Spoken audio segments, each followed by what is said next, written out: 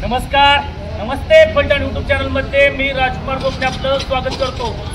फलटण तालुक्यातील दिग्गज नेते प्रल्हादराव साळुंखे पाटील यांना दिल्ली पोलिसांनी अटक केली अशी अफवा संपूर्ण फलटण तालुक्यामध्ये पसरल्यानंतर एकच खळबळ उडाली होती। मात्र न्यायालयातील गैरहजेरीमुळे ज्येष्ठ नेते प्रल्हादराव साळुंखे पाटील यांना समन्स बजावण्यासाठी दिल्ली पोलीस फलटणमध्ये दाखल झाल्याचं सांगण्यात येत आहे।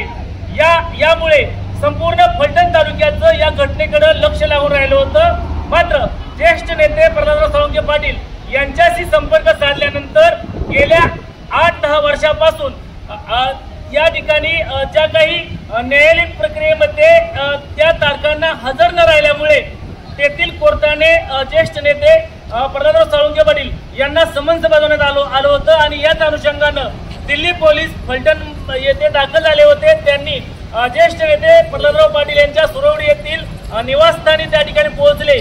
मात्र त्या ठिकाणी ज्येष्ठ नेते प्रल्हादराव साळुंखे पाटील कुठून आले नाहीत। त्या ठिकाणी दिल्ली पोलिसांनी त्यांच्या घरी जे समन्स होतं ते बजावण्यात आल्याचं या ठिकाणी सांगण्यात येत आहे। नमस्ते फलटणचे संपादक वैभव गावडे यांच्यासह मी राजकुमार गोपने, नमस्ते फलटणसाठी फलटण